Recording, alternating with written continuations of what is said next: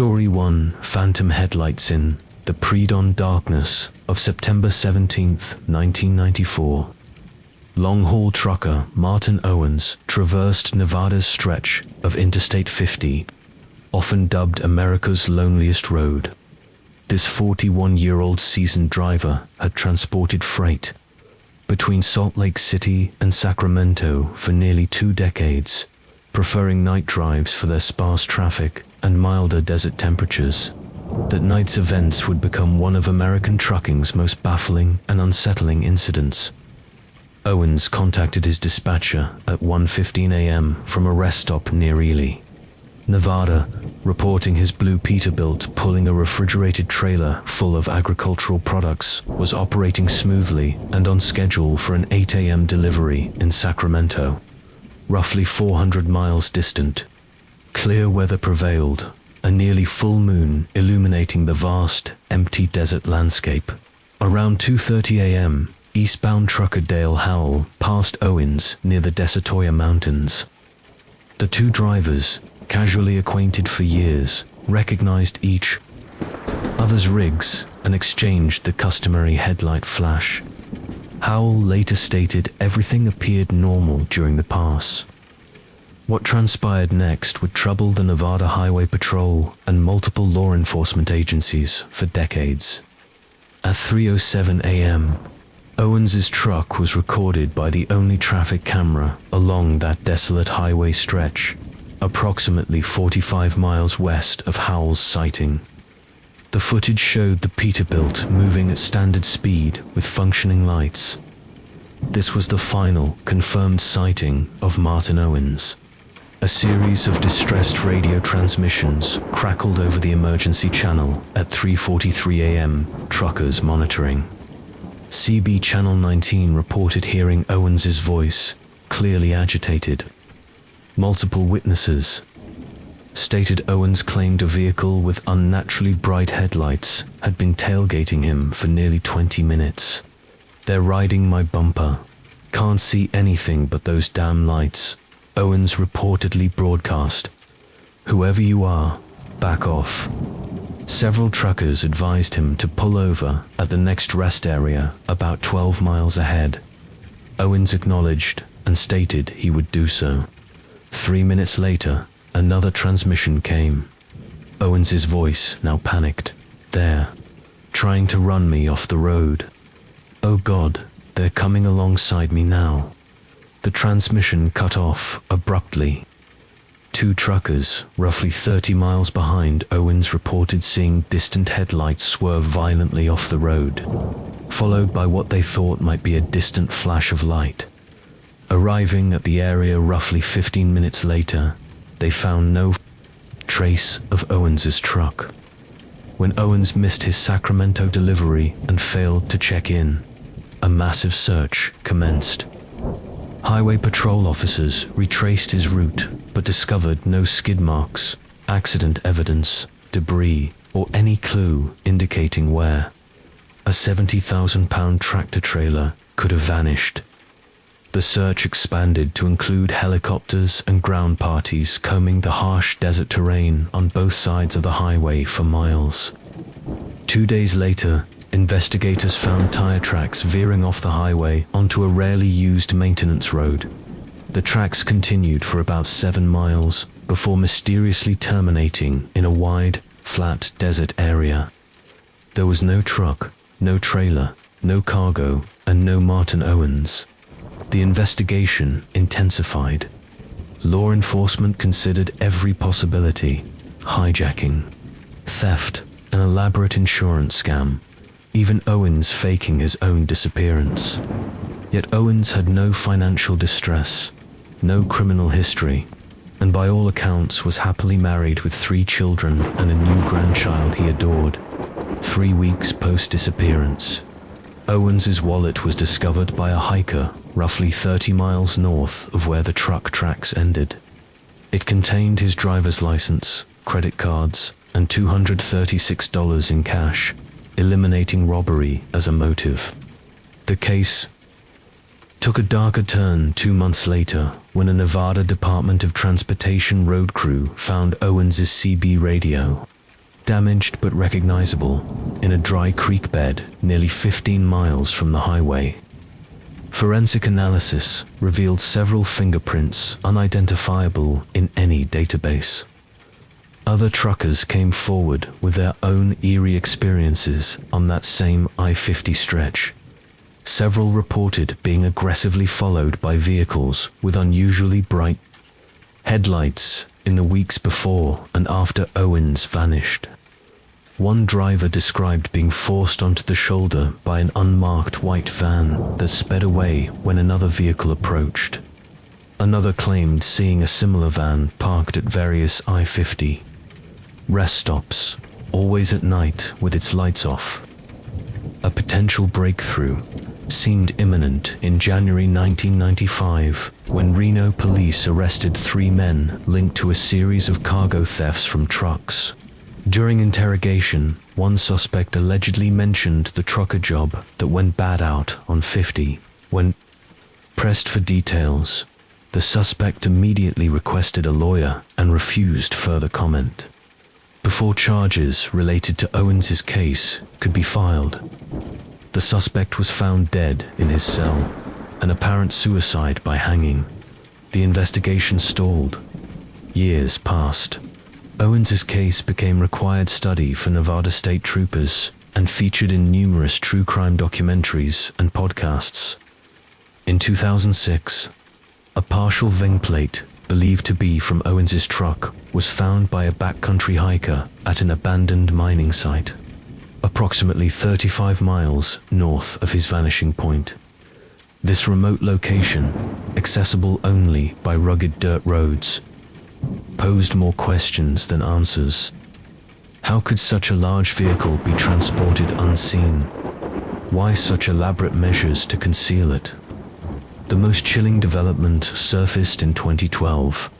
A retired truck stop waitress from Easton, Nevada, came forward with a Polaroid photograph she claimed was left at her diner by a strange, quiet man days after Owens disappeared.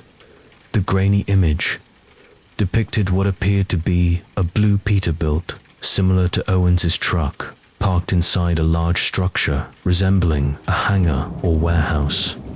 While too blurry for definitive identification, forensic photography experts noted the license plate area seemed deliberately obscured. Martin Owens's family never gave up seeking answers. His wife passed away in 2017. Her final years spent advocating for enhanced safety measures for long-haul truckers, including mandatory GPS tracking and emergency alert systems.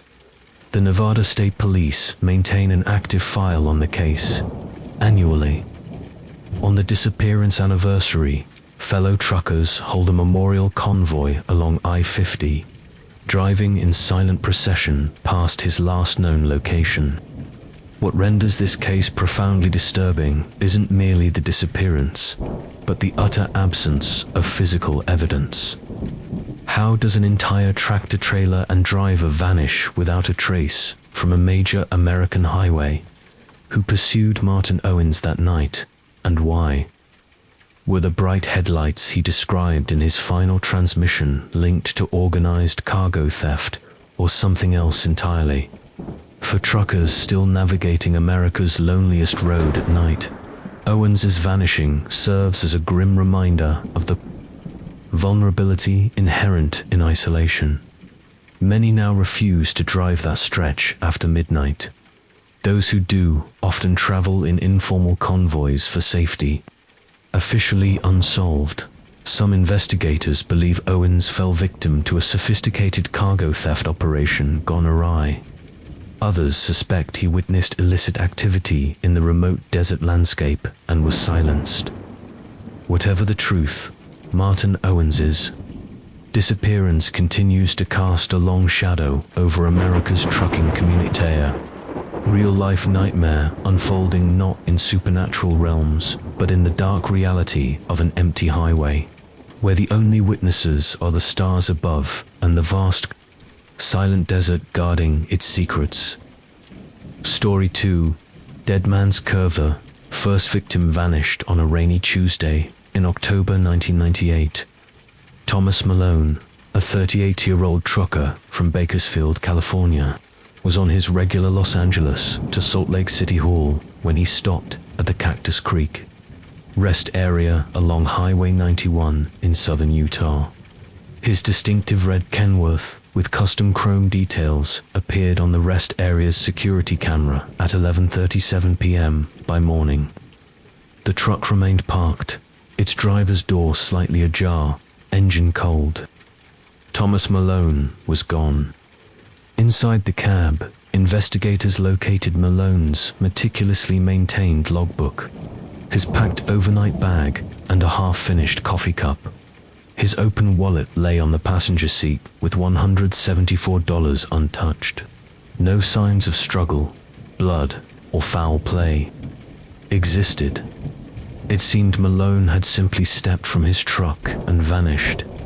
Malone's reputation for reliability deepened the mystery. In 15 years of long-haul driving, he'd never missed a delivery deadline. His dispatcher described him as clockwork, reliable, noting he always called even if 10 minutes behind. That night, his scheduled check-in call never came. The local sheriff's department conducted an extensive search with dogs and volunteers combing the rocky terrain surrounding the rest area. Nothing was found, not a footprint, scrap of clothing, nor any clue. The case might have remained an isolated mystery if not for events 6 weeks later. On December 9th, 1998, Darlene Wilcox, one of the few female long-haul drivers working western routes, pulled into the same Cactus Creek rest area around midnight. Like Malone, the 42-year-old Wilcox was an experienced driver with an impeccable safety record. Unlike Malone, Wilcox was exceptionally cautious, described as hypervigilant about personal safety.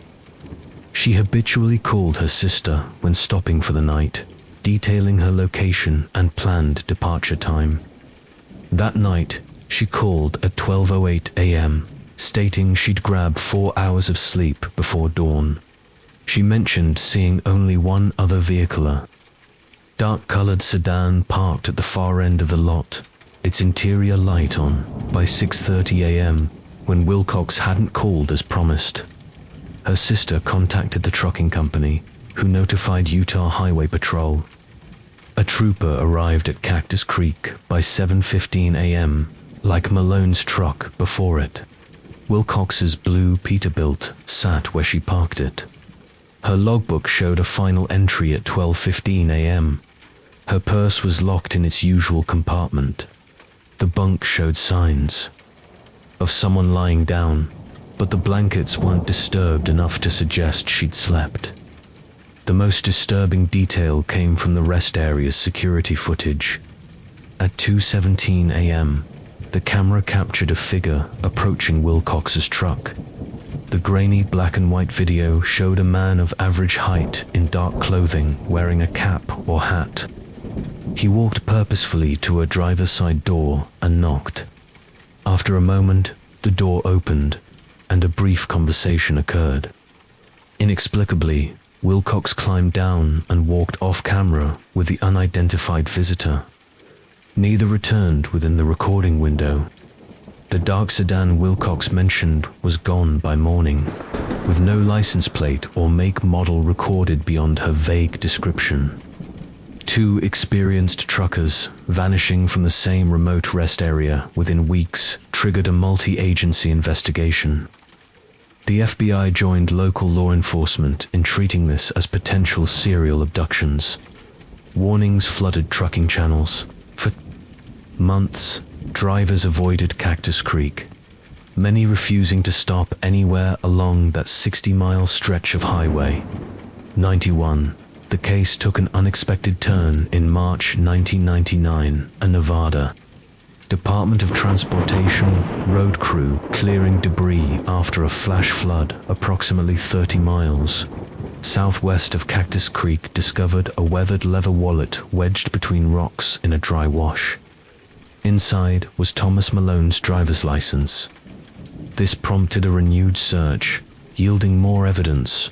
A woman's work boot matching the type Darlene Wilcox wore, and most chillingly, a small notebook listing truck driver names, including Malone and Wilcox.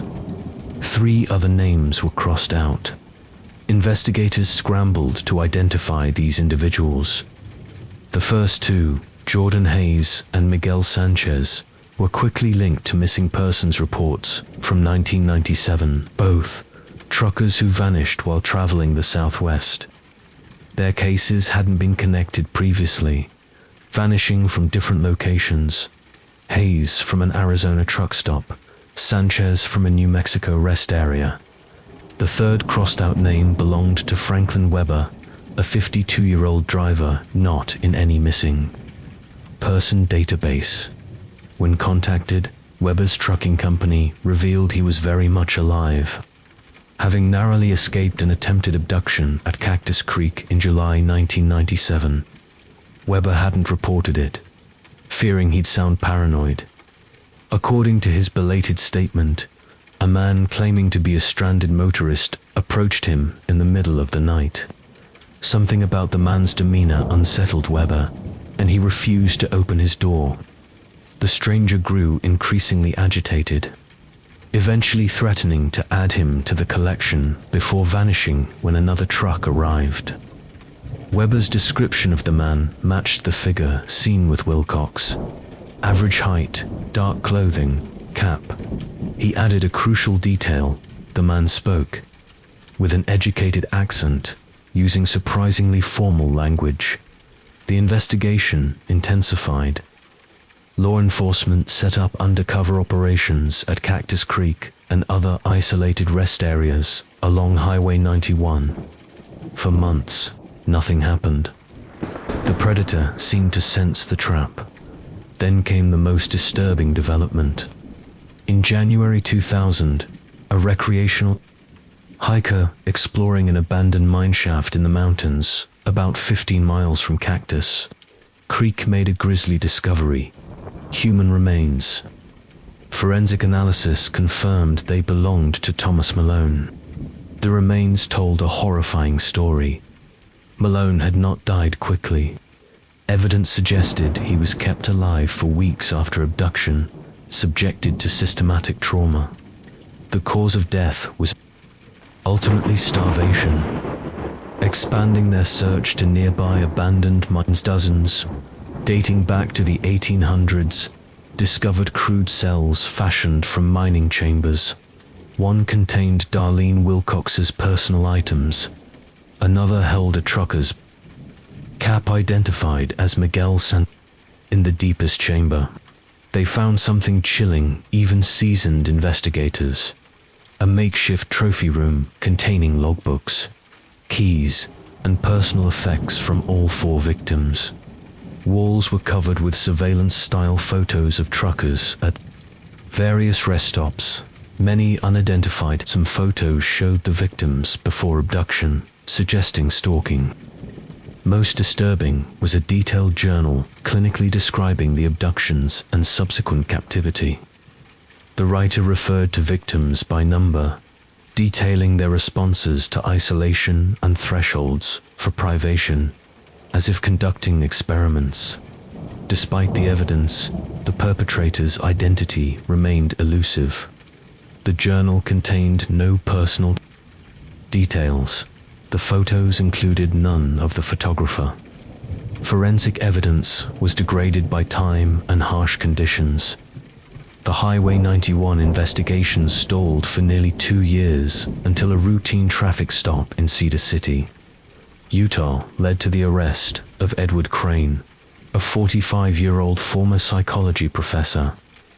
In Crane's vehicle, officers found multiple fake IDs, a police scanner, and detailed maps marking remote rest areas across the Southwest. A search of Crane's modest home revealed the smoking gun, a hidden room containing photographs matching those from the mineshaft, items taken from victims not yet connected to the case, and journals continuing the clinical observations. Confronted with the evidence, Crane showed neither remorse nor concern. They were perfect subjects, he reportedly told investigators. Isolated, self-sufficient, accustomed to discomfort. I wanted to see how long they would maintain hope in a hopeless situation. Crane had lost his university position in 1996 following complaints about ethically questionable research proposals involving isolation and human psychological breaking points. After his academic career collapsed, he apparently decided to conduct his research outside institutional constraints. His method was simple but effective. Target truckers at isolated rest stops. Approach them with plausible stories, broken down vehicle, medical emergency, fellow trucker, gain trust and proximity, then incapacitate them with a concealed stun gun before transporting them to his makeshift cells in abandoned mines. In April 2002, Edward Crane was convicted of 4 counts of kidnapping and murder, receiving multiple life sentences without parole. Authorities believe the 4 confirmed victims may represent only a fraction of his crimes, as many long-haul truckers who vanish are not immediately reported missing. Today, a small memorial stands at Cactus Creek Rest Area dedicated to Malone, Wilcox, Hayes, Sanchez, and others unknown who vanished along the highway. The case led to increased security at remote rest areas throughout the western US, including better lighting, comprehensive camera systems, and panic buttons.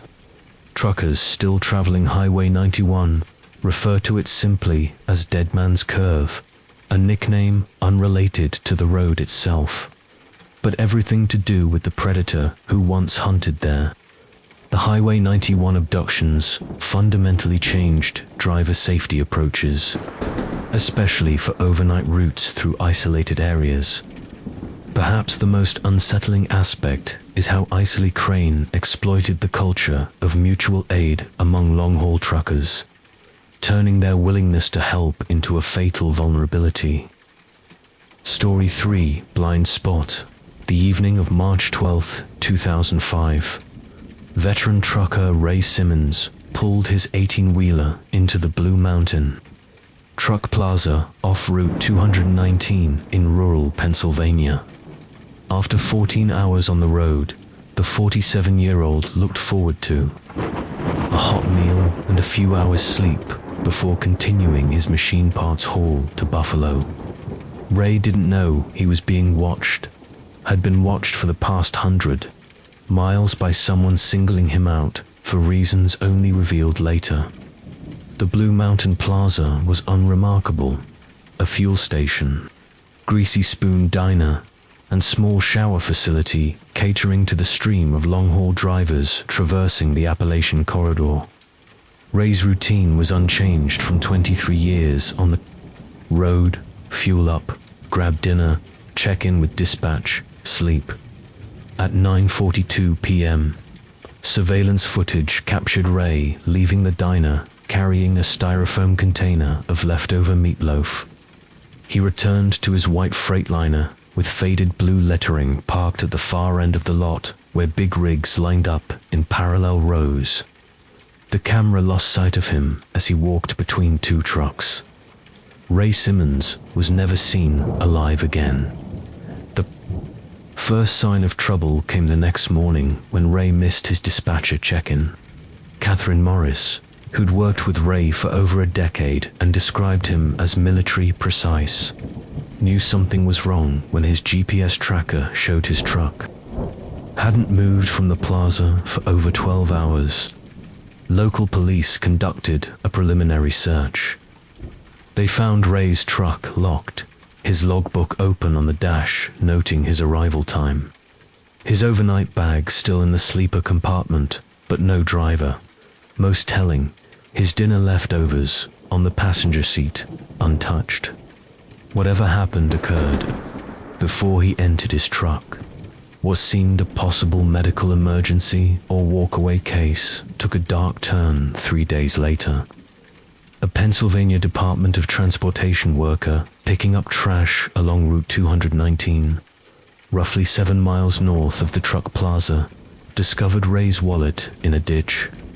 Cash and credit cards were inside, but something had been added, a Polaroid. Photograph showing Ray clearly unconscious, hands bound with zip ties. The FBI joined the investigation, bringing in a team specializing in interstate crimes against transportation workers. Reviewing plaza security footage, agents noticed something local investigators missed: a dark SUV that entered shortly after Ray's arrival. The vehicle circled the lot twice before parking near the camera's edge. No one exited on camera, and it left approximately 40 minutes after Ray was last seen. The investigation might have stalled there if not for Events 13. Days after Ray's disappearance, trucker Elaine Corbett, 39, pulled into the same Blue Mountain Plaza around 10:30 p.m. Like Ray, she was experienced with a perfect safety record. Unlike Ray, Corbett habitually photographed her truck at every stop. A practice started after a minor hit-and-run years earlier. That night, while taking pictures, Corbett noticed something unusual. "I was snapping photos of my rig when I caught a flash of movement underneath a trailer parked next to mine," she later told investigators. "At first I thought it was an animal. Then I realized it was a person crawling on their belly between the wheels." Corbett immediately retreated to her truck, locked the doors, and called 911. Police arrived 17 minutes later, but the lurker was gone. Corbett's photographs provided the first clear suspect image: a man in his 30s or 40s, in dark clothing, wearing tactical-style gloves. Most unsettling was the object clearly visible in his hand: a telescoping rod with a wire loop at the end, similar to animal control catch poles. Police issued alerts to all truck stops within a 100-mile radius. Patrol cars maintained a visible presence at the Blue Mountain Plaza and similar facilities for weeks. The FBI released a composite sketch based on Corbett's photos, generating tips but no solid leads. Then, in early May 2005, nearly 2 months after Ray vanished, a breakthrough came unexpectedly. State police responded to a single vehicle accident on a rural road about 30 miles from the plaza. The driver, Howard Keegan, 42, lost control on a curve and crashed into a tree. Officers searching the vehicle found a disturbing collection: ZIP ties identical to those in Ray's Polaroid, a telescoping catch pole, several syringes containing traces of a powerful sedative, and most damning, Ray Simmons's company ID badge inside a locked toolbox in the trunk. Investigators discovered more Polaroids, dozens, showing not just Ray Simmons, but 5 other men, all appearing unconscious or semi-conscious. One photograph revealed a partial interior later identified as a specific type of utility van. Property. Records led police to an abandoned dairy farm owned by Keegan's deceased uncle. There, in a converted milk house with reinforced doors and blacked-out windows, they found the horrifying answer: a concrete-floored room with a metal-framed bed bolted to the floor, restraint points at each corner, and a drain in the center. Forensic teams recovered hair and blood samples from multiple. Story 3: Blind Spot. The evening of March 12, 2005. Veteran trucker Ray Simmons pulled his 18-wheeler into the Blue Mountain Truck Plaza off Route 219 in rural Pennsylvania. After 14 hours on the road, the 47-year-old looked forward to a hot meal and a few hours sleep before continuing his machine parts haul to Buffalo. Ray didn't know he was being watched, had been watched for the past 100 miles by someone singling him out for reasons only revealed later. The Blue Mountain Plaza was unremarkable: a fuel station, greasy spoon diner, and small shower facility catering to the stream of long-haul drivers traversing the Appalachian corridor. Ray's routine was unchanged from 23 years on the road: fuel up, grab dinner, check in with dispatch, sleep.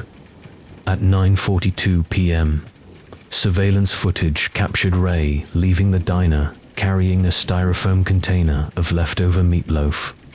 He returned to his white Freightliner with faded blue lettering parked at the far end of the lot where big rigs lined up in parallel rows.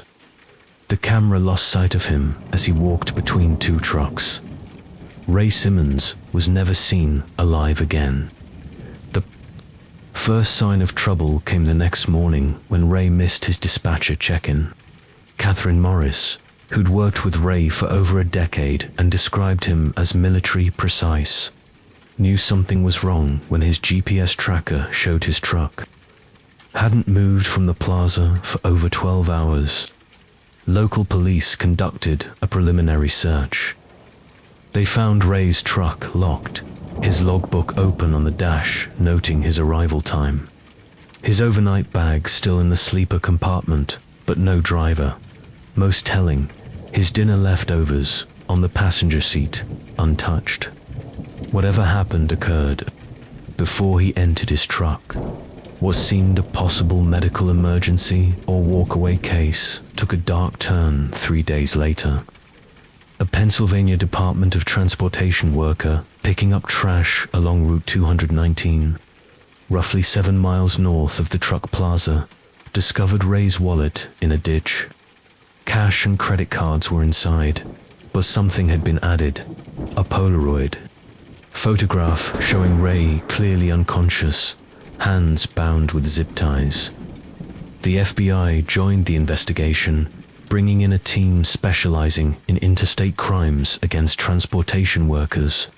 Reviewing plaza security footage, agents noticed something local investigators missed: a dark SUV that entered shortly after Ray's arrival. The vehicle circled the lot twice before parking near the camera's edge. No one exited on camera, and it left approximately 40 minutes after Ray was last seen.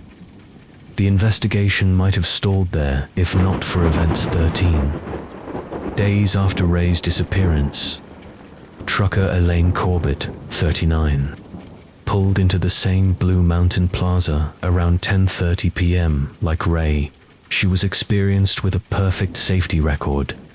Unlike Ray, Corbett habitually photographed her truck at every stop. A practice started after a minor hit-and-run years earlier.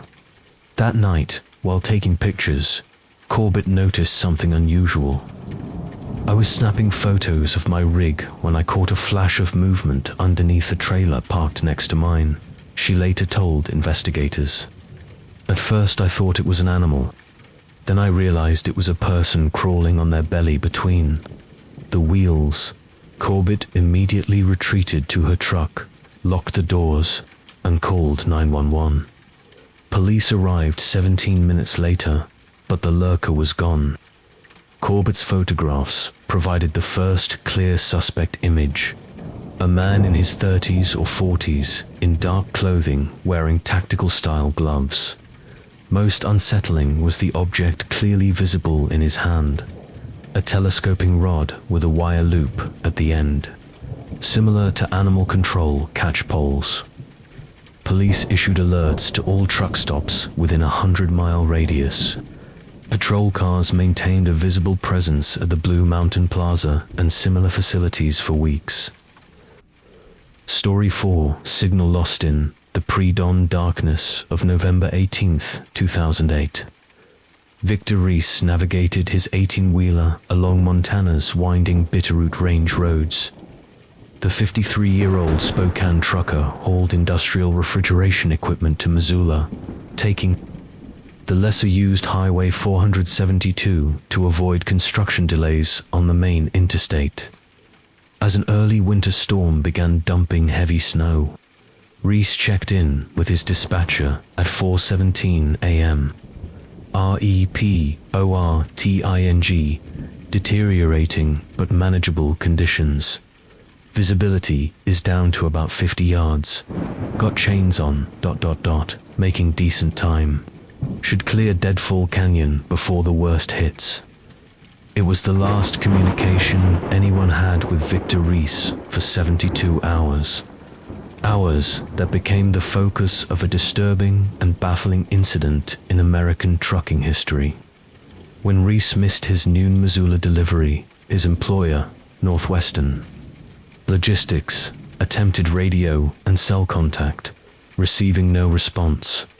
The truck's GPS showed it stopped moving around 5:30 a.m. in a remote Highway 472 section cutting through Deadfall Canyon, a steep-walled ravine notorious for poor cell reception and treacherous winter conditions. By 3:05 p.m., with no word and no GPS movement for over 9 hours, Northwestern contacted the Montana Highway Patrol, suspecting Reese pulled over or slid off the road. Authorities dispatched a patrol unit, but difficulty reaching the location due to accumulating snow forced suspension of search efforts until morning. The following day, as the storm cleared, search teams accessed Highway 472 from both ends. At 11:23 a.m., they located Reese's white Kenworth T680 parked in a small turnout approximately halfway through Deadfall Canyon. The engine was off, doors locked, no driver present. Inside the truck deepened the mystery. Reese's logbook open on the dash, noting poor visibility and his decision to wait. His wallet containing $237 cash and cards in the console. His insulated jacket hanging on the driver's seat. His cell phone plugged in, showing missed calls. No signs of struggle existed. A half-eaten breakfast sandwich and spilled coffee suggested he left in haste. Outside, boot prints led from the driver's door to the turnout edge, disappearing at the guardrail overlooking a steep wooded slope. Despite an extensive search below, no trace was found. As news spread, an unexpected lead emerged. Janet Howell, a 45-year-old Idaho trucker, contacted authorities after seeing a report. Howell had been driving the same route opposite direction during the storm, stopping at the same turnout around 5 a.m. to secure a shifting load. I was struggling with the straps in the snow when headlights came around the bend, Howell stated. It was a relief. Figured another driver waiting out the storm. She described finishing her work and climbing back into her cab as she prepared. To pull out, she noticed something odd. A smaller vehicle, possibly an SUV, pulled in behind the second truck. Through the snow, ... I could make out what appeared to be a flashing light on its roof. She assumed road maintenance or highway patrol and focused on leaving. Howell's account potentially documented the last sighting of Victor Reese and his truck, matching GPS data. But it raised troubling questions. No official vehicles were dispatched until later. If the vehicle wasn't legitimate, who was it? The investigation took a darker turn 3 days later. A Montana Fish and Wildlife officer patrolling a remote access road 12 miles from Deadfall Canyon discovered an abandoned SUV partially hidden among trees. The black Ford Explorer was wiped clean, license plates removed. Inside, forensic techs found a dashboard-mounted light bar like unmarked law enforcement vehicles use, a police-band radio scanner, zip ties, duct tape, a stun gun, and traces of blood later DNA matched to Victor Reese. The discovery transformed the case into a suspected abduction. Who would target a trucker in a snowstorm on a remote mountain highway? The breakthrough came unexpectedly. 2 weeks post-disappearance, Wyoming authorities arrested Leland Gaines, 37, for impersonating a police officer after he tried pulling over an off-duty sheriff's deputy. Gaines drove a white SUV with concealed emergency lights. A search of his Cheyenne apartment revealed police scanners, multiple light bars and sirens, replica badges, and trucker CB radios.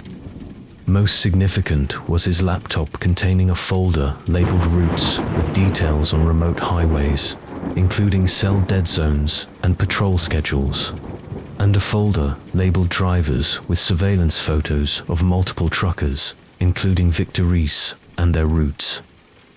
Gaines, a former security guard rejected by multiple police departments, was obsessed with law enforcement, often wearing tactical gear and driving unmarked-looking vehicles, confronted with evidence linking him to Deadfall Canyon, including cell tower data placing him there that morning. He confessed to targeting isolated truckers. Using scanners and CB radio, he'd listen for truckers reporting problems in bad weather or remote locations. Posing as law enforcement, he'd approach, gain trust. They always opened the door, programmed to comply and overpower them. In Reese's case, Gaines monitored CB chatter during the snowstorm, heard Reese's call about conditions, followed him through Deadfall Canyon, waited for him to pull over, approached with lights and uniform claiming to check on stranded motorists, then incapacitated Reese with a stun gun and forced him into the SUV. Janet Howell's presence complicated things, but Gaines maintained his persona. Gaines took Reese to an abandoned hunting cabin deep in the Bitterroot wilderness. Forensic evidence showed he held Reese captive approximately 38 hours before Reese attempted escape while Gaines was outside. Weakened by exposure and injuries, Reese collapsed in the snow less than a mile away. His remains were later recovered based on Gaines's plea agreement information. Authorities linked Gaines to 3 other missing truckers across Montana, Wyoming, and Idaho, dating to 2006, each vanishing from remote locations during bad weather, trucks found abandoned. In July 2009, Leland Gaines pleaded guilty to 4 counts of kidnapping and murder, receiving multiple life sentences without parole. The judge described his crimes as predatory in the most calculating sense. The Deadfall Canyon incident fundamentally changed trucking security protocols. Companies implemented enhanced GPS tracking, detecting unusual stops, triggering automatic alerts. Many carriers require remote area check-in calls regardless of conditions. Some outfitted fleets with dashboard cameras activating upon approach. Significantly, the case prompted a nationwide advisory to commercial drivers about verifying law enforcement identity in isolated areas, the trust but verify protocol of calling dispatch to confirm an officer's legitimacy before opening doors became standard practice for truckers driving mountain routes like Highway 472 through Deadfall Canyon. Victor Reese's story serves as a somber reminder of unique vulnerabilities faced by those keeping supply chains moving through isolated corners. A small memorial plaque now stands at the turnout where Reese was last seen. Truckers passing through often leave small tokens, coins, keychains, truck miniatures, a gesture of solidarity. The legacy lives on in changed industry practices and heightened awareness among truckers that the greatest dangers sometimes have nothing to do with road conditions or mechanical failures, but with predators exploiting their profession's solitary nature. As Janet Howell, unwittingly present at the edge of the nightmare, observed, "We're the most visible, invisible people in America. Everyone sees our trucks, but few think about the vulnerable human inside. Often alone, often in the middle of nowhere, just trying to do their job." Story 5, The Whistler's Mylon, the moonless night of July 8, 2011. 36-year-old trucker Darren Wilkins pulled his rig into the Ocato Rest area along Interstate 10, about 80 miles east of Tucson, Arizona. After 11 hours hauling refrigerated produce from California to Texas, Wilkins needed a mandatory break. The experienced driver had traveled this route dozens of times, favoring certain stops like Ocato for its quiet, expansive lot, allowing trucks to park well away from highway noise. Wilkins couldn't know this routine stop would place him at the center of one of America's most disturbing recent serial murder cases. At 6:17 a.m. the next morning, Wilkins missed his scheduled check-in. Repeated calls to his cell phone went unanswered. His employer contacted Arizona Highway Patrol requesting a welfare check. Trooper Miguel Sanchez arrived at Ocato at 7:45 a.m., finding Wilkins's blue Peterbilt parked in the far corner, engine off, doors locked. Through the window, Sanchez saw Wilkins slumped in the driver's seat. Initial medical emergency assumptions gave way to sinister reality when Sanchez broke the window. Darren Wilkins had been garroted with thin wire. The medical examiner determined death occurred between 2 and 3 a.m. His wallet remained in his pocket, containing $156 cash. His logbook noted arrival at 11:42 p.m. and planned departure. Nothing appeared missing. The most unsettling detail, clutched in Wilkins's right hand, was a small, yellow plastic whistle, commonly sold in children's toy stores, not belonging to him, apparently placed there after death.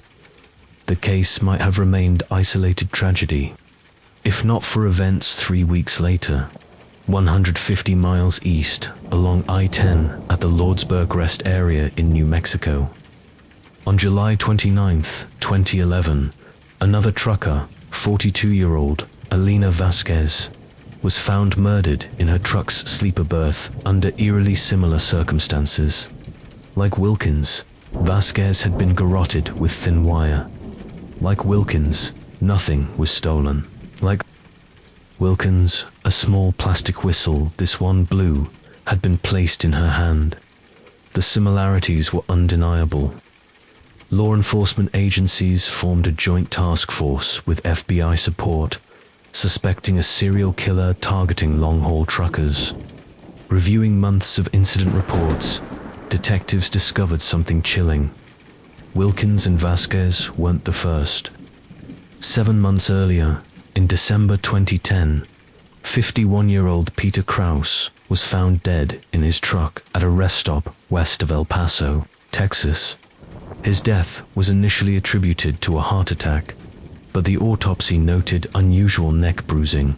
Re-examining Krause's file, investigators found a detail noted but not emphasized: a small green whistle on the cab floor near the body, assumed to have fallen from Krause's pocket. His family confirmed he didn't own such an item. The task force now had 3 linked cases spanning 3 states along I-10. Media dubbed the killer the Whistler. Trucking companies issued warnings about traveling I-10 alone at night. Forensic analysis yielded little. The wire was standard picture-hanging wire. The whistles mass-produced toys.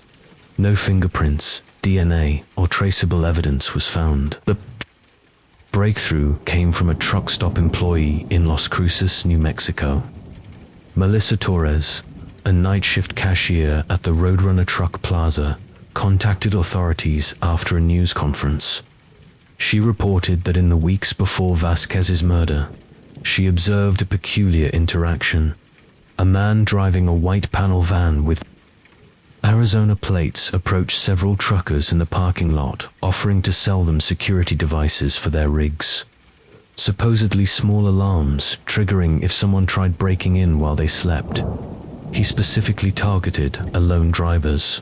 He'd watched the lot from his van, then approached them as they headed back to their trucks, Torres stated. She found him suspicious enough to write down his license plate number. That number led to Raymond Mercer, 47, a former security system installer living in Tucson. Mercer had a history of minor offenses and one dropped charge of impersonating a security guard. Significantly, he was fired from a home security company 3 years prior after customer complaints about erratic behavior and inappropriate comments about personal safety. Surveillance on Mercer's Tucson home observed him making regular trips along I-10, stopping at rest areas and truck stops, watching vehicles. On August 18, 2011, they observed him approach a female trucker at the Picacho Peak rest area carrying a small electronic device. She declined his offer. That night, investigators followed Mercer back to the same rest area around 1 a.m., observing him attempt to gain entry to an occupied truck while wearing gloves. They moved in. In Mercer's van, they found picture-hanging wire cut into lengths, a bag of plastic whistles, a notebook detailing observations of truck stops, rest areas, camera locations, patrol frequency, and a crude map marking the 3 murder locations with dates and colored dots matching the whistle colors. During interrogation, Mercer initially denied involvement, but, confronted with evidence, began sharing details only the killer could know: the garroting method, whistle placement. A twisted methodology emerged. Mercer posed as a security consultant, selling anti-theft devices to gain truckers' trust and attention. The device was a modified car alarm, remote with no function. Most turned me down, he told investigators. All I needed was for them to open the door. Once invited into the cab to demonstrate, he would strike, employing the garrote efficiently. The whistles were his signature, a twisted reference to no one hearing them whistle for help. Mercer's home computer revealed a document titled Rest Stop Protocol outlining victim selection. Specifically, alone, drivers at rest areas known for low overnight traffic, avoiding truck stops with 24-hour services. Most disturbing, his methodology for selecting trucks. He circled rest areas using a handheld scanner to detect CB radio transmissions from inside trucks. If he identified a driver communicating with others, he moved on. He specifically sought drivers appearing completely alone, least likely to be immediately missed. Authorities linked Mercer to 5 additional unsolved trucker deaths across the Southwest dating to 2009. Each death was attributed to other causes: heart attack, stroke, unknown medical condition, the subtle garrote marks missed.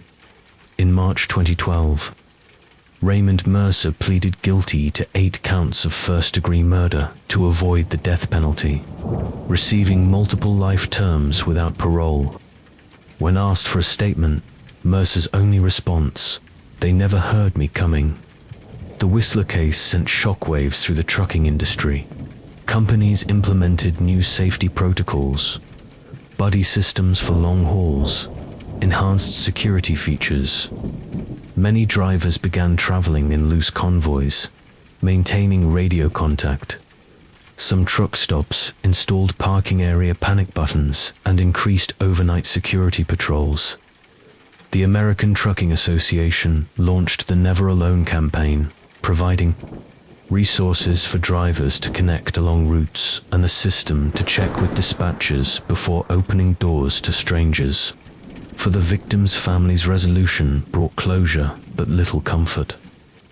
During sentencing, Darren Wilkins' widow addressed the court. This monster didn't just take his life, he took that sense of freedom from an entire community of drivers who keep this country running. Today, a small memorial stands at the Ocato rest area. Truckers passing through often sound their horns in tribute to gesture known as the Wilkins warning.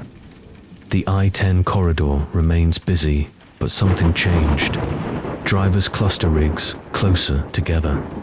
Cab lights stay on, and a new CB sign-off became common.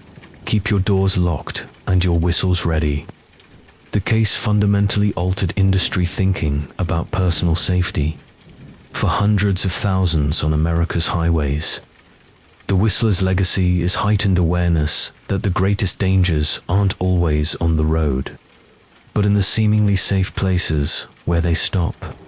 As veteran trucker Eleanor Martinez stated, "Before Mercer, we worried about accidents, weather, mechanical failures.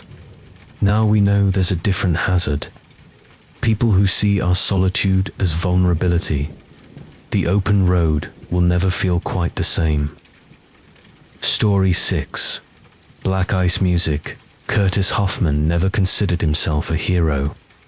At 47, the Milwaukee veteran trucker spent over 2 decades hauling freight across America's Midwest, facing blizzards, ice storms, and tornado warnings with stoic pragmatism. Weather was part of the job respected, prepared for, endured. But nothing in his 23 years prepared him for January 12, 2017, a day testing his survival skills and humanity. The 2016-2017 winter was mild across the northern plains until mid-January, when a massive Arctic air mass collided with Gulf moisture. Meteorologists predicted significant snowfall, not historic intensity. Hoffman hauled agricultural equipment parts from Minneapolis to Bismarck, a route driven countless times. He checked the forecast before departing. 8 to 12 inches of snow, single-digit temperatures, challenging but manageable. By 2:30 p.m., crossing into North Dakota on I-94, conditions deteriorated. Snow intensified to a driving sheet. Wind gusts buffeted his truck. Ground blizzards swirled. Visibility shrank. His dashcam captured growing concern. Winds picking up something fierce. Might need to find somewhere to wait this out soon. At 3:17 p.m., Hoffman's radio crackled urgently. The North Dakota DART was closing I-94 from the Minnesota border to Bismarck due to rapidly worsening conditions. All drivers advised to exit at the next opportunity and seek shelter. The nearest exit with services was Linwood, roughly 12 miles ahead. Hoffman calculated reaching it in 15 minutes at reduced speed. He didn't know he drove into a rare Mezascali snowband intense, localized, producing snowfall exceeding 3 inches per hour with near hurricane force wind gusts. At 3:26 p.m., visibility dropped to near zero in seconds. Dashcam footage showed the highway transforming into a featureless white void. Using rumble strips as guides, Hoffman reduced speed under 20 miles per hour, searching for the Linwood exit markers. Then came the pivotal moment. Through swirling snow, dashcam captured a flash of red brake lights ahead. Hoffman applied brakes gradually. As he slowed, the red lights vanished, then reappeared much closer, and at an angle a passenger vehicle spun out sideways across the right lane and shoulder. Hoffman swerved, left to avoid collision, keeping control on the treacherous surface.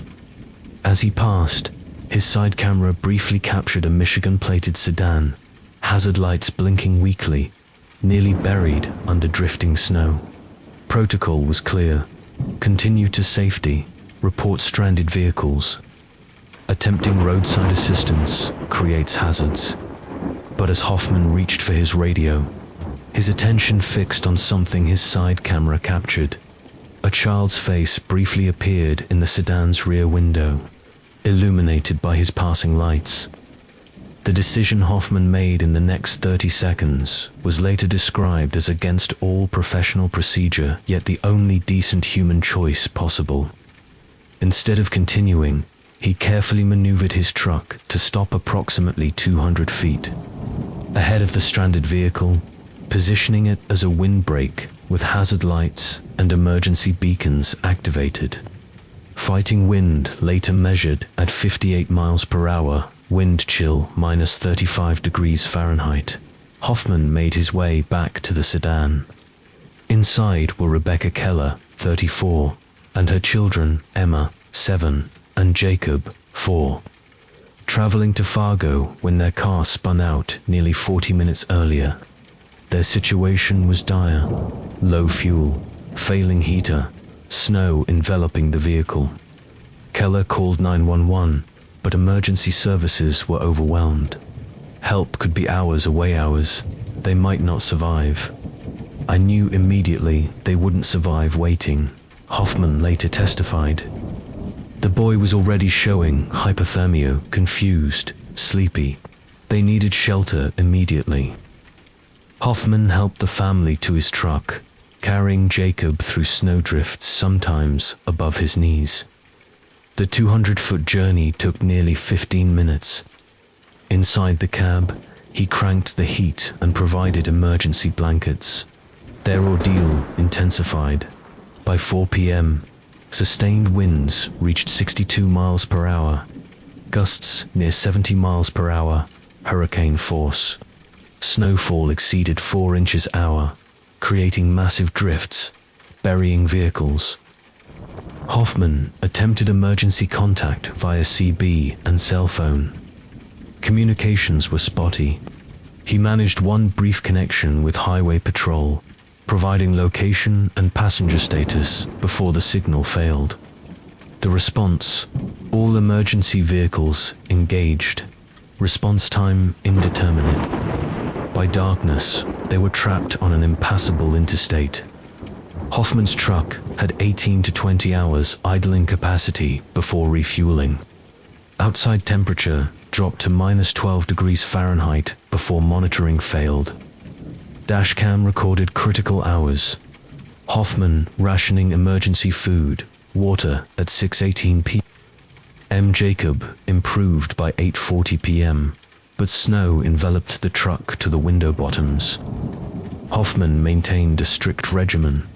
Engine running 30 minutes, off 15 to conserve fuel, constantly monitoring the exhaust pipe to prevent deadly carbon monoxide buildup.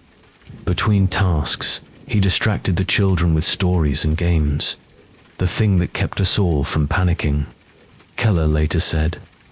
By dawn, January 13th, the storm abated, but their situation remained precarious. Drifts buried the truck's lower half. Cab temperature dropped despite Hoffman's management. At 7:42 a.m., Hoffman captured a brief cell signal, sending a text with GPS coordinates. The response: road clearing underway. Assistance still hours away, with fuel dangerously low and cab. Temperatures dropping unsafe when engine off.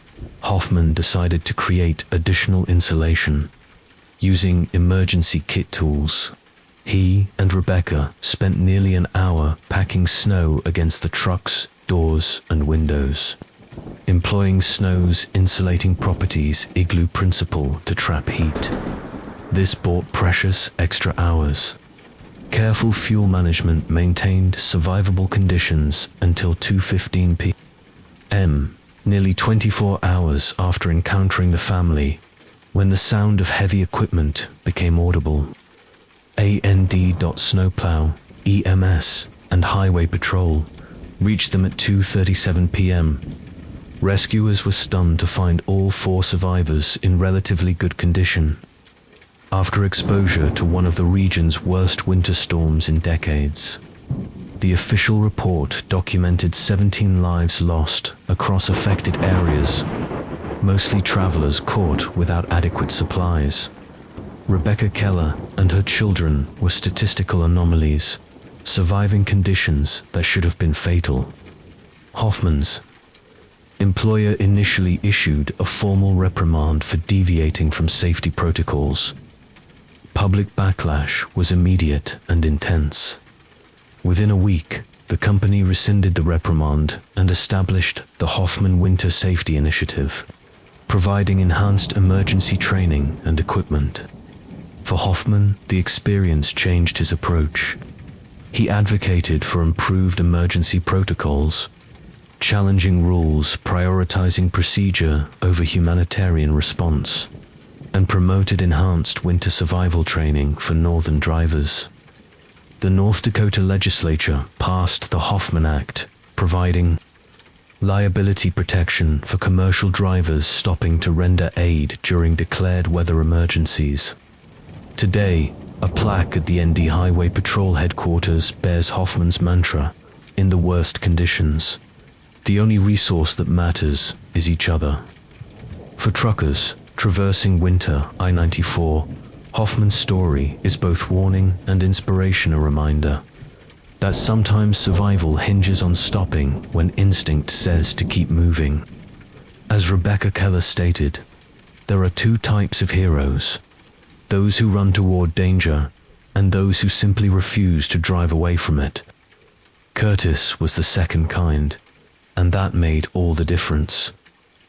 Story 7, Smoke in the Mountains, August 17th, 2018.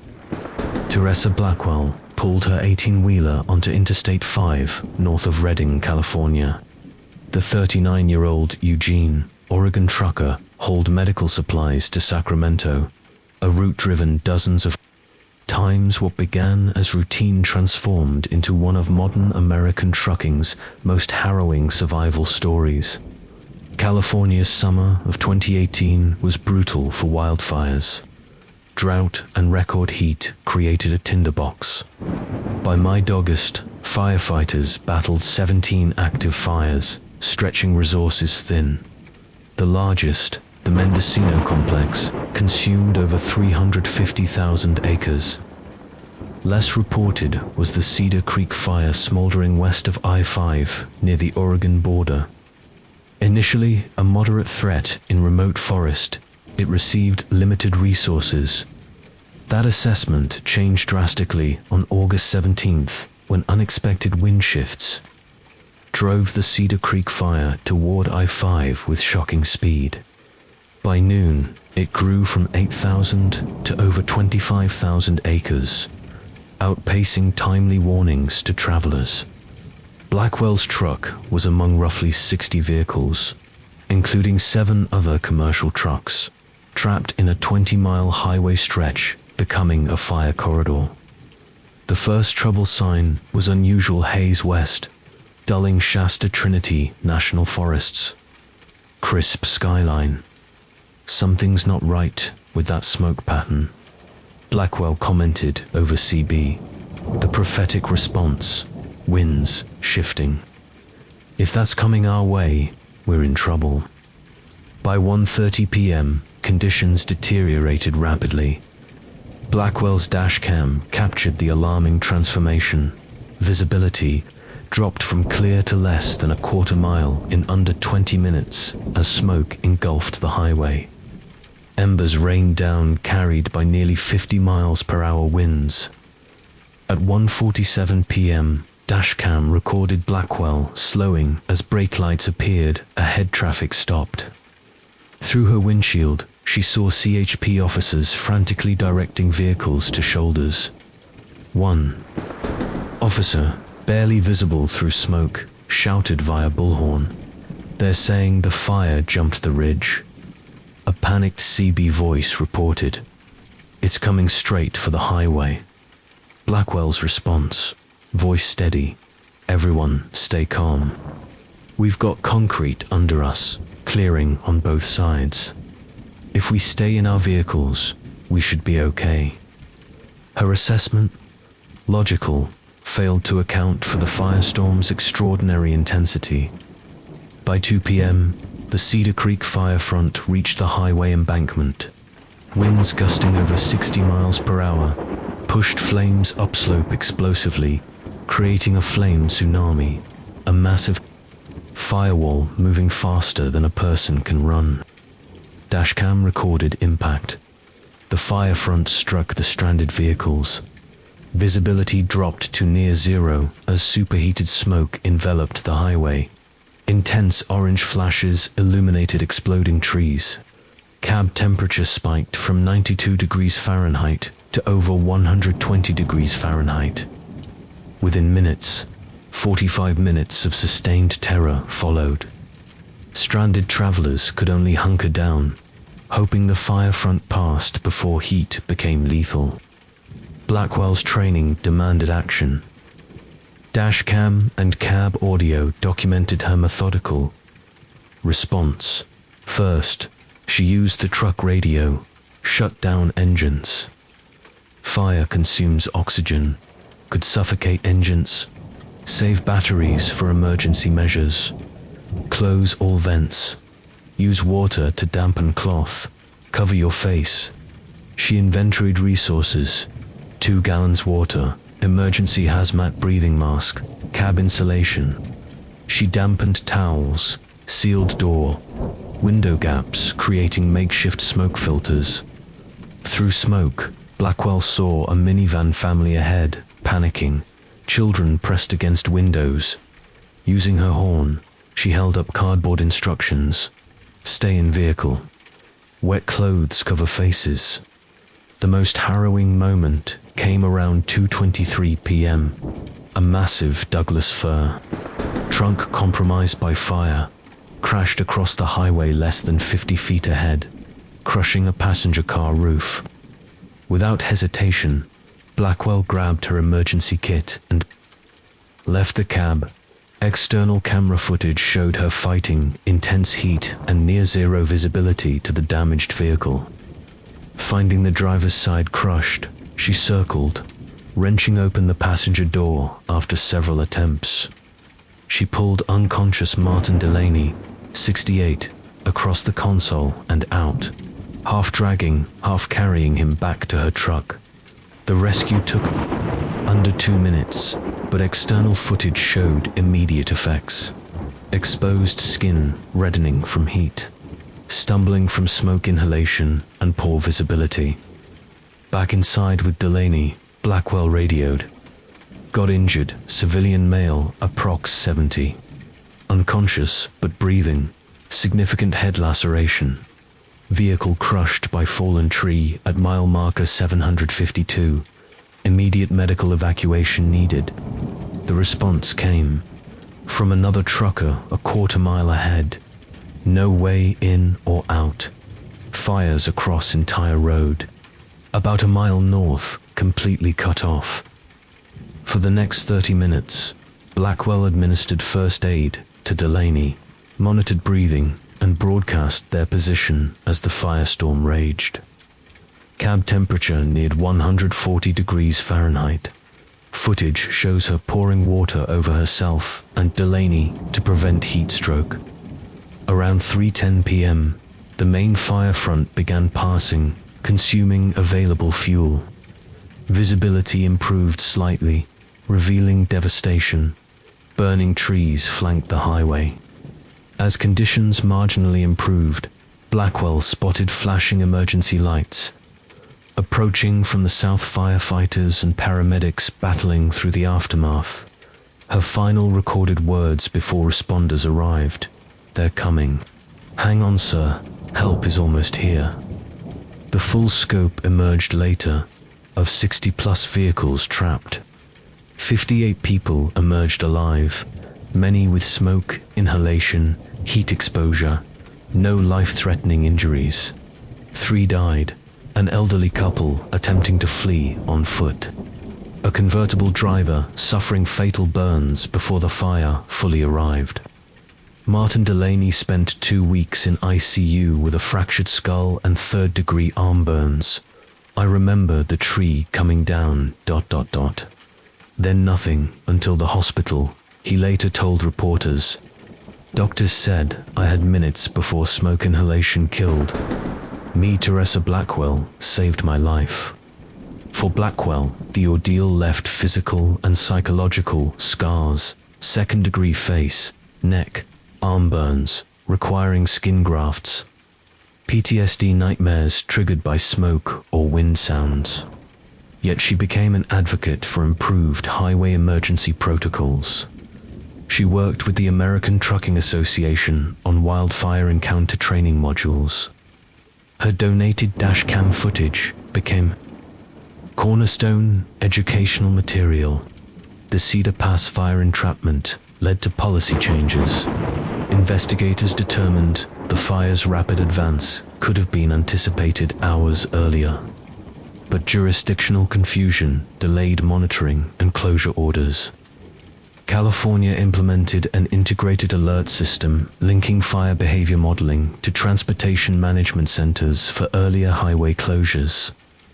The system was adopted by 5 other western states. For trucking, the incident highlighted vulnerabilities and capabilities. Commercial trucks proved among the safest vehicles during entrapment. Several carriers enhanced emergency equipment, personal air filtration masks, thermal blankets. Teresa Blackwell returned to trucking 9 months later, avoiding high fire risk routes. When asked why, she stated, "The road is still where I belong. Now I drive understanding responsibility for not just cargo, but potentially everyone around me." Today, a memorial stands at the Cedar Pass viewpoint commemorating those lost and honoring survivors' resilience. A bronze plaque bears a Blackwell. Quote, "In our darkest moments on the highway, we are never truly alone.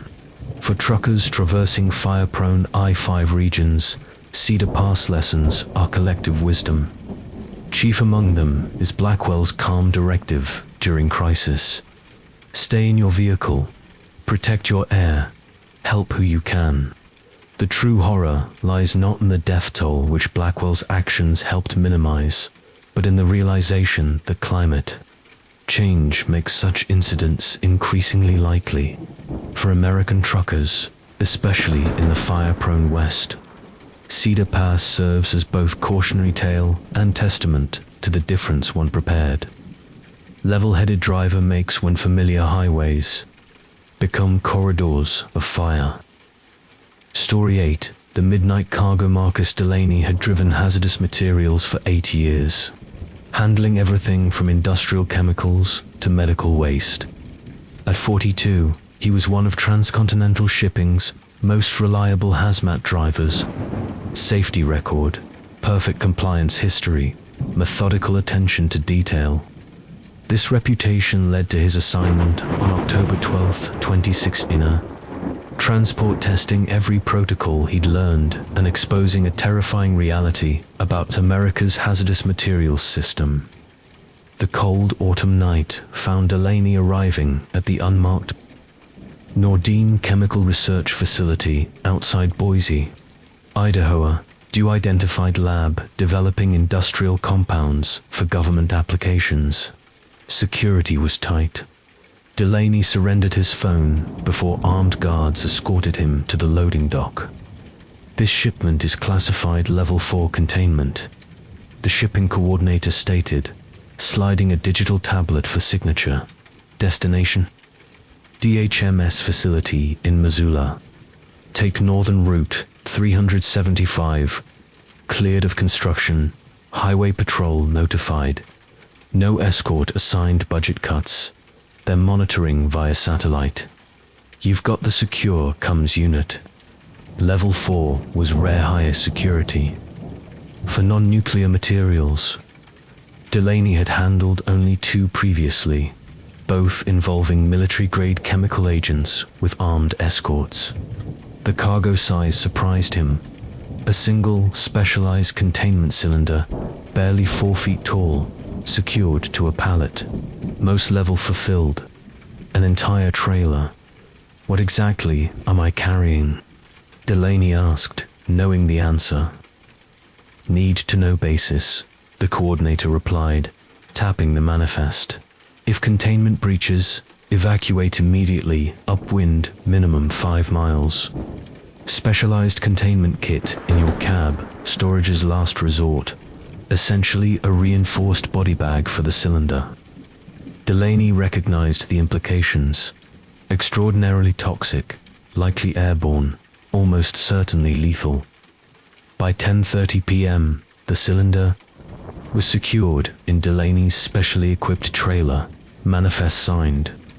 He headed north on Route 375 through Idaho's isolated mountain terrain, a 6-hour trip in ideal conditions. Light snow forecast after midnight shouldn't impede progress. At 11:47 p.m., Delaney made his first scheduled check-in via secure comms. Checkpoint Alpha reached all systems normal, cargo secure, position mile marker 47 route 375 north, ETA checkpoint Bravo 55 minutes. Response, acknowledged transport 87. Satellite confirms position. Weather intensified snow accumulation may reach 4 inches by 0200 hours.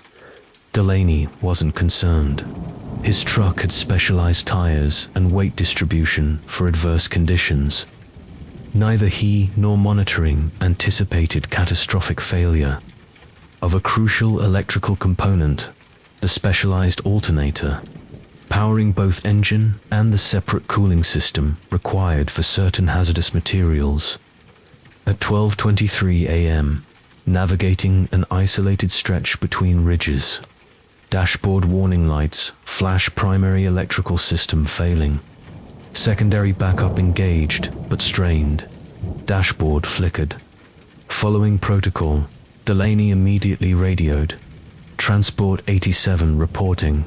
Electrical system malfunction. Primary down. Secondary engaging but showing strain. Request technical support. Possible escort. Response crackled with static. Backup not providing full comms power. Transport 87. Satellite confirms anomalies. Nearest tech support 90 minutes. Rerouting highway patrol. ETA 45 minutes. Priority, cargo integrity. If necessary, initiate stationary protocol. Stationary protocol meant pulling over, engaging manual locks, waiting, assuming functioning environmental controls. Before Delaney could respond, the backup system failed completely. The truck died, coasting darkly on emergency battery power. The trailer's specialized cooling unit, requiring continuous power, would run on backup batteries approximately 30 minutes. In the sudden silence, Delaney heard something new. A faint hissing from the trailer, a hazmat driver's worst-case scenario. Delaney engaged emergency brake, stopping on the shoulder. Using his flashlight, he approached the trailer cautiously. The hissing was louder, clearly from the sealed containment. Following protocol, he didn't open it.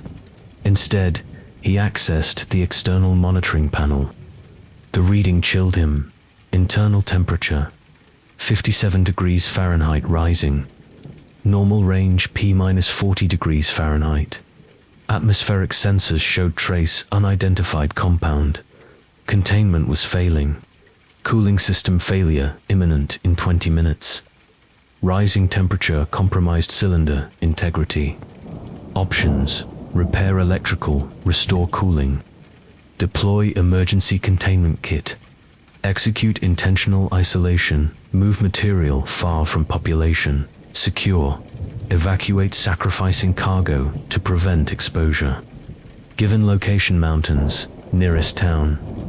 Over 30 miles, Delaney decided. Attempt containment kit. If failed, intentional isolation. The kit was stored behind the driver's seat. As Delaney retrieved it, secure comms crackled. Transport 87. Detecting containment anomalies via satellite thermal imaging. Highway patrol ETA, now 38 minutes. Hazmat ETA, 3 hours. Confirm situation.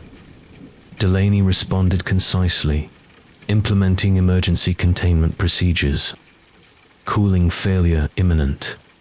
Breach likely within 15 minutes. Request immediate airspace restriction. Evacuation order, 5-mile radius. Response: understood. Transport 87. Emergency protocols activated. Satellite uplink remains active. Lost. Cargo telemetry. You are now our only eyes on site. With the specialized bag, Delaney approached the trailer.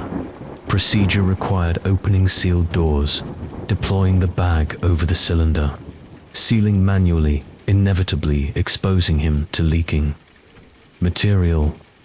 The hazmat suit offered limited protection. Level 4 often required specialized containment beyond standard gear.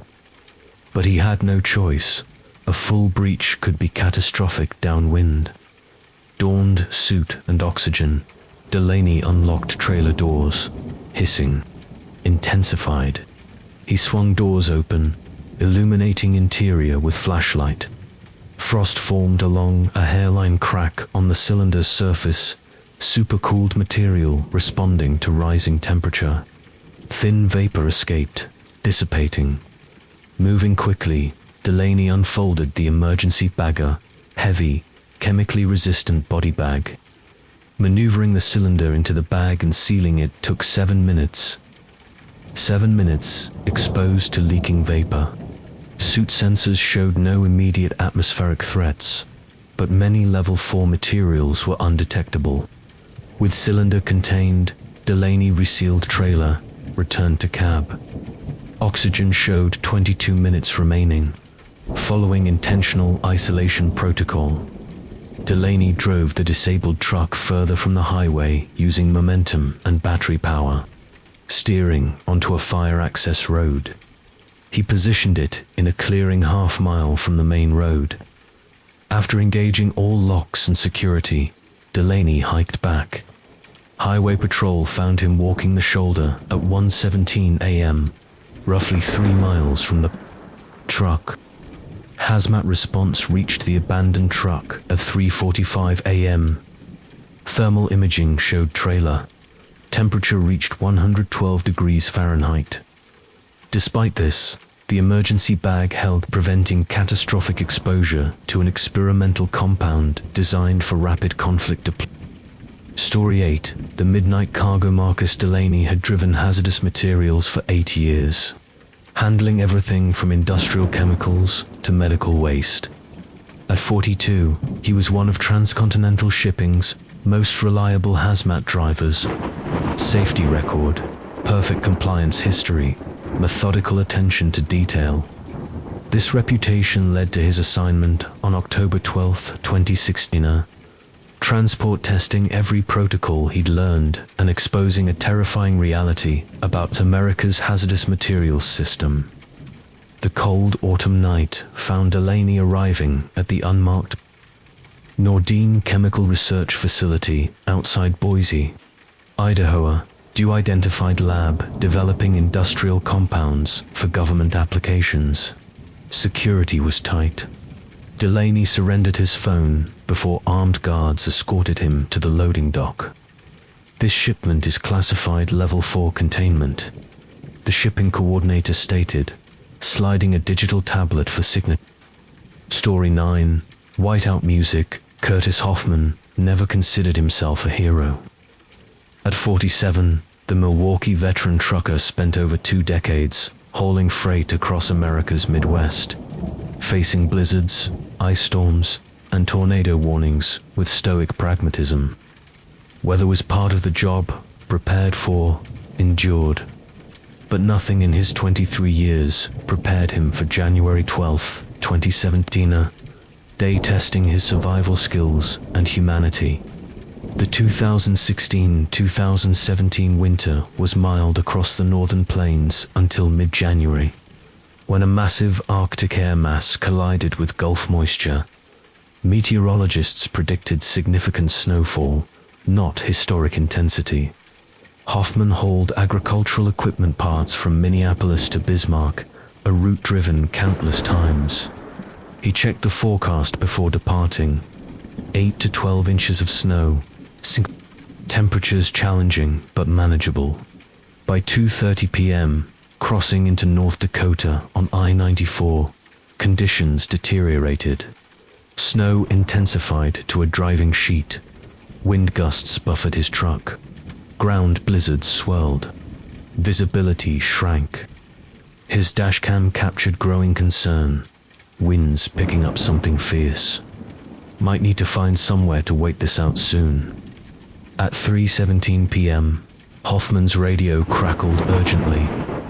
The North Dakota dot was closing. I-94 from the Minnesota border to Bismarck due to rapidly worsening conditions. All drivers advised to exit at the next opportunity and seek shelter. The nearest exit with services was Linwood, roughly 12 miles ahead. Hoffman calculated reaching it in 15 minutes at reduced speed. He didn't know he drove into a rare mesoscale snow banditons, localized, producing snowfall exceeding 3 inches per hour with near hurricane force wind gusts.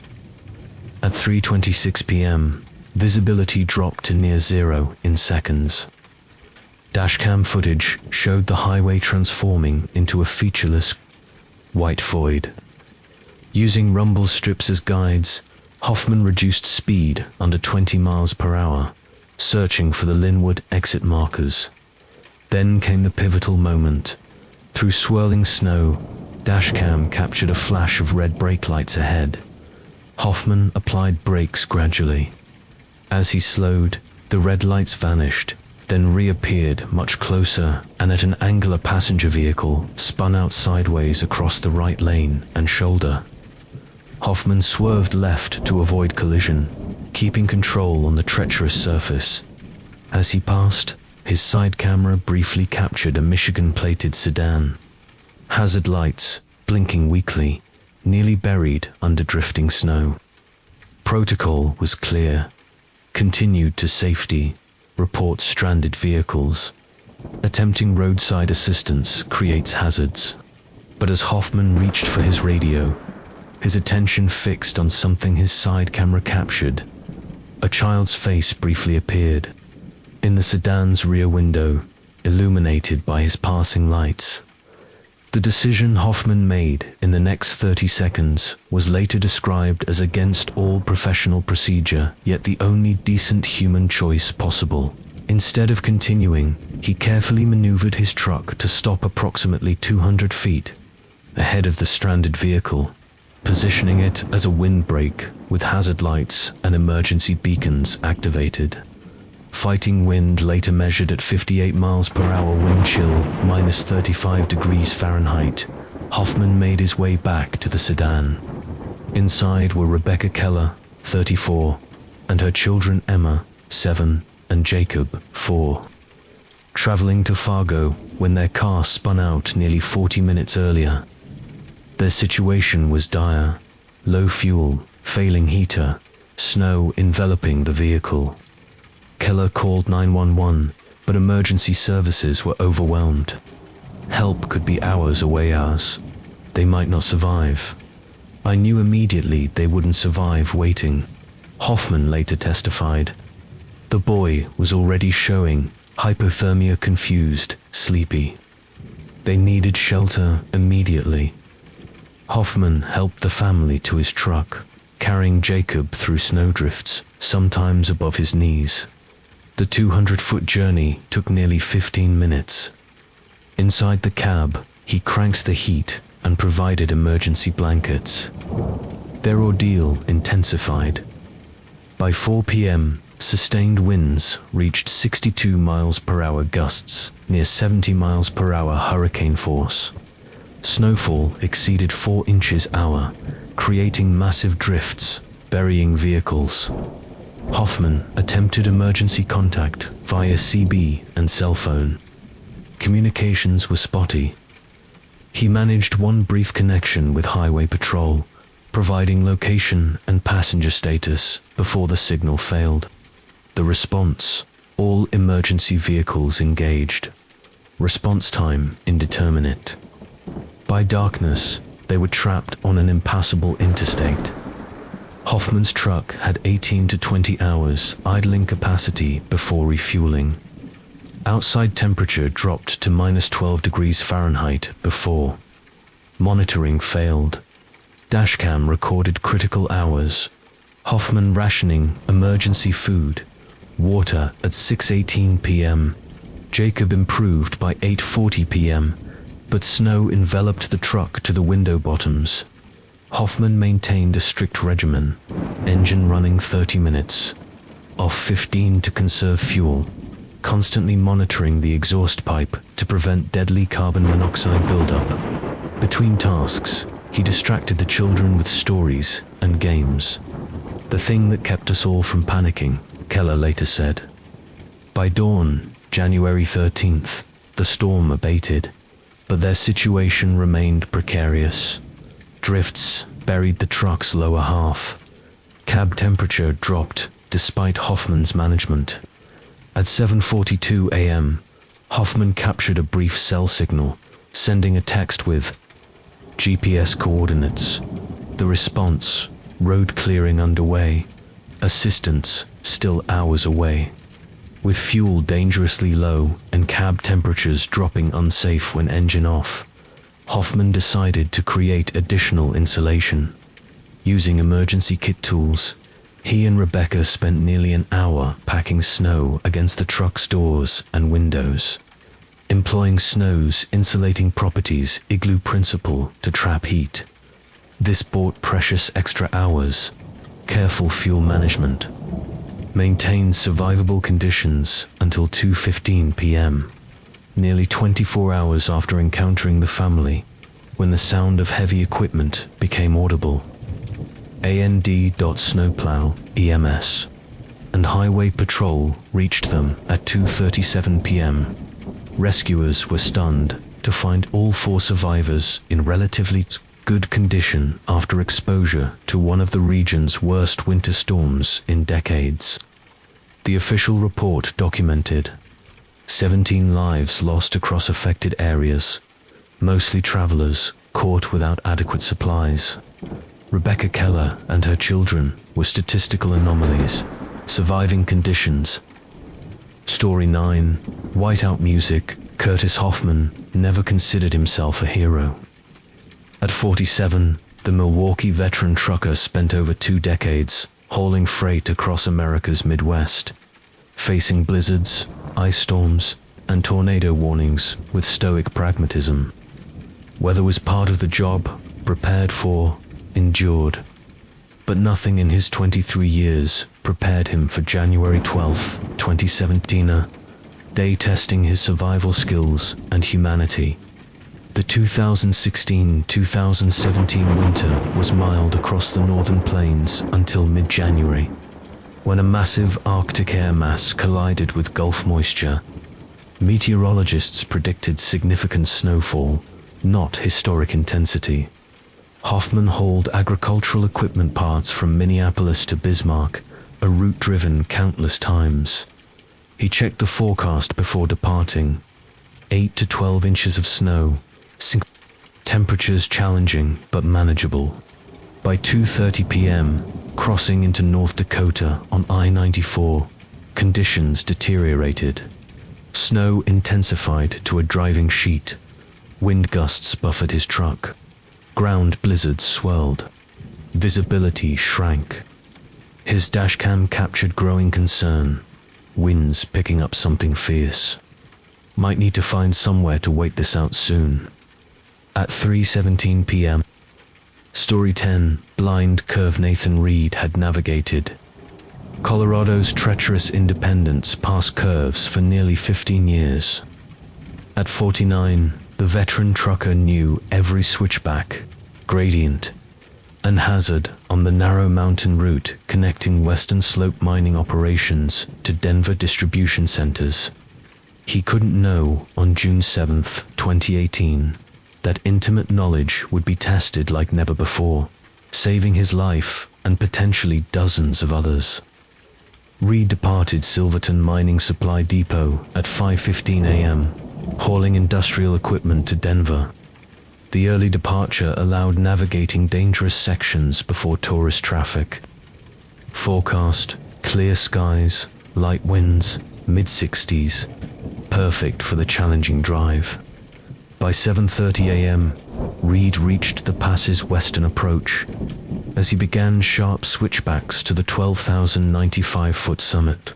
He noticed something unusual, a commercial pickup, parked at a maintenance pullout ahead, hazard lights flashing. 2 men in apparent Colorado Department of Transportation (CDOT) uniforms placed cones around a guardrail section routine. But something felt off. 10 minutes later, navigating Widow's Turn, it hit him. The pickup lacked standard CDOT markings and identification numbers, a detail most drivers wouldn't notice. But Reed, encountering CDOT crews regularly, did.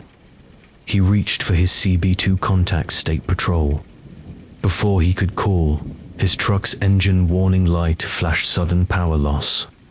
This mechanical failure minutes after passing the suspicious crew alarmed him.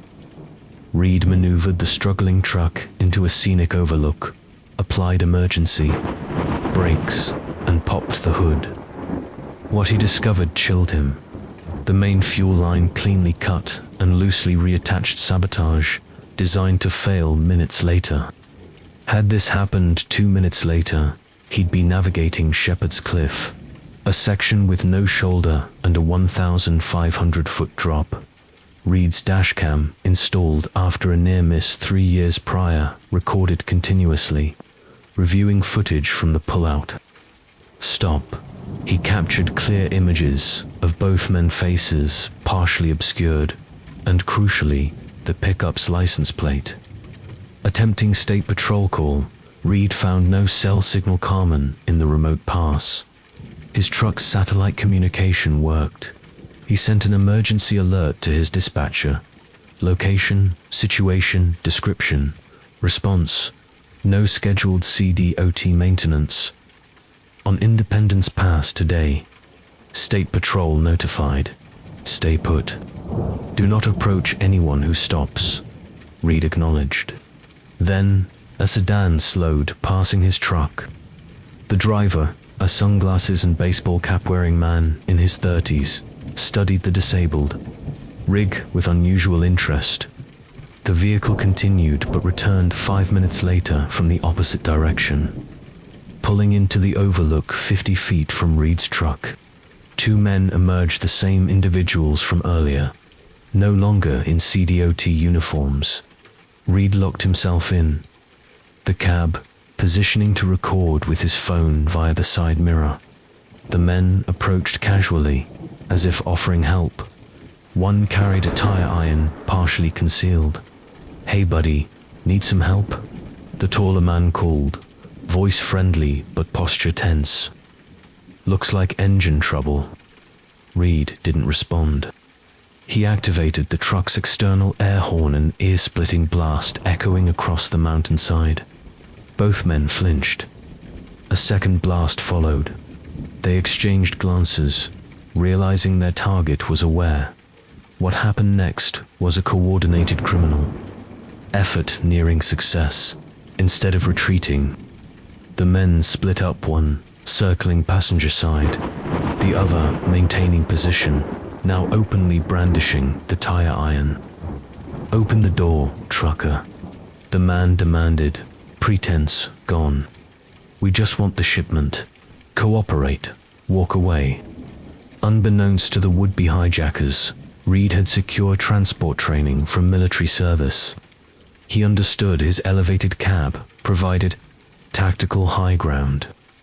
He also knew help was coming, but could be 30 minutes away. Reed created a standoff, periodically sounding the air horn to maintain their anxiety and potentially alert passing motorists.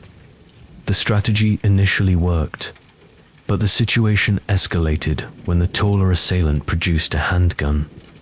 "Last chance. Open the door or we're breaking in," he shouted. Reed had one defensive option, requiring perfect timing, manipulating specific controls. He triggered a sudden, powerful release of compressed air from the undercarriage, disorienting blast strong enough to affect anyone nearby. As the armed man approached the driver's door, Reed executed the sequence. The air explosion and mechanical brake grinding erupted beneath the hijacker. He stumbled backward, dropping the weapon. In that crucial moment, fate intervened. A Colorado State Patrol vehicle rounded the curve into the overlook. The officer, responding to an unrelated call, saw two civilians confronting a stopped semi, one retrieving a dropped object. Lights activated. He ordered them via PA to step away, hands visible. Instead, they dashed for their sedan. The officer blocked their exit just as responding units arrived. The investigation revealed a disturbing pattern. The men, brothers Liam and Connor Markham, were linked to 7 other incidents across Colorado, Wyoming, and Utah, where commercial trucks experienced mysterious mechanical failures in remote locations. In 2 cases, drivers disappeared, vehicles abandoned. A search of the Markhams' property uncovered licenses of missing truckers, cargo manifests for high-value deliveries, and detailed maps of mountain highways with ambush points marked. For Reed, the most chilling revelation came during trial. GPS data showed they followed his truck from the depot that morning. They specifically targeted him and his cargo. Had sabotage succeeded, his truck would have lost power and braking on. One of the pass's deadliest sections, runaway semi during increasing tourist traffic, could cause multiple collisions and countless casualties. The case prompted a federal investigation into cargo theft trafficking in the Mountain West. Subsequent arrests connected the Markhams to a sophisticated network operating undetected for 3 years, targeting high-value industrial equipment for black market resale. For trucking, it was a watershed moment. Companies implemented new security, real-time tracking, emergency alerts, mechanical inspections at secure facilities. Many carriers use escorts for high-value remote shipments. Dash cams became standard. Nathan Reed received commendations from state law enforcement and the Commercial Vehicle Safety Alliance. His quick thinking and calm response saved his life and potentially dozens of tourists. Reed still drives Colorado mountain routes, leading security awareness and emergency response training. When asked about that June morning, he reflects that vigilance now second nature. The mountains have natural dangers, steep grades, narrow roads, rock slides. You prepare for those. It's the dangers you don't expect, that look ordinary until suddenly they're not. You really have to watch. For sometimes the most important skill isn't handling the truck. It's noticing what doesn't quite fit. For truckers traversing remote western highways, Reed's experience is a cautionary tale taught industry-wide. The lesson in isolated stretches, where cell service disappears and help is hours away. Survival can depend on spotting small inconsistencies, the unmarked service vehicle, the 2 helpful strangers, the mechanical failure at the worst possible location. Today, an unofficial memorial stands at the overlook where Reed averted disaster.